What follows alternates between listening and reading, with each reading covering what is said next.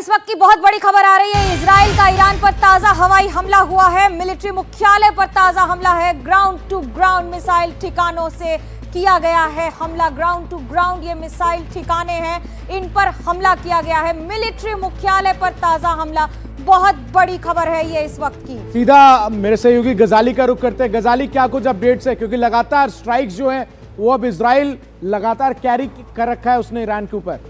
जी देखिए, इजराइल की तरफ से ये जवाबी कार्रवाई चल रही है और कहीं ना कहीं ये बात साफ कर दी है इजराइल ने कि चाहे न्यूक्लियर फैसिलिटी को ख़त्म करना जंग का एक गोल हो सकता है, जो कि यूएस की तरफ से बताया जा रहा था, लेकिन अब इजराइल जो है इस लड़ाई को और आगे बढ़ाने की कोशिश कर रहा है। और ऐसे में ईरान की तरफ से भी एक बयान आया है कि अगर आयतुल्ला खामनेई की हत्या करने की कोशिश की जाती है फिर ईरान बातचीत के लिए कभी नहीं बैठेगा, क्योंकि ईरान के खिलाफ यूएस और इजराइल की एक ये भी प्लानिंग थी कि अगर वो बातचीत को तैयार नहीं होता है तो न्यूक्लियर एनरिचमेंट प्लांट्स को टारगेट करने के अलावा आयतुल्ला खामनेई को भी असैसिनेट किया जा सकता है या उनको भी कत्ल किया जा सकता है। ऐसे में ईरान की तरफ से अब ये बात साफ की जा रही है कि हालांकि इजराइल और यूएस ने उनके न्यूक्लियर एनरिचमेंट प्लांट को ध्वस्त कर दिया है उनके मुताबिक, तो फिर ये लड़ाई क्यों चल रही है। ऐसे में इजराइल की तरफ से जो है अब सैन्य हेडक्वार्टर पर हमला कर दिया गया है, तो साफ साफ लग रहा है कि अब ये जंग जो है बातचीत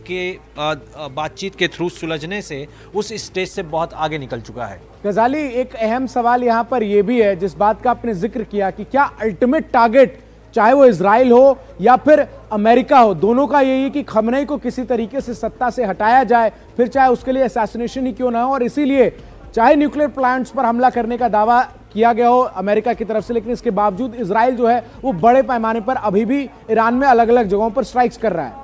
जी देखिए, इजराइल और ख़ास करके इजराइल की मंशा तो यही थी कि वहाँ पे विद्रोह हो, वहाँ पर सत्ता पलट हो, वहाँ पर न्यूक्लियर जो इनरिचमेंट प्लांट हैं वो ख़त्म हो, लेकिन इन तीनों पर ही अभी तक उनको वो अचीवमेंट मिली नहीं है जिसकी वो कोशिश कर रहे थे। ना तो वहाँ पर विद्रोह हुआ है क्योंकि हमला करने की वजह से लोग जो है और सरकार के साथ जुड़ रहे हैं।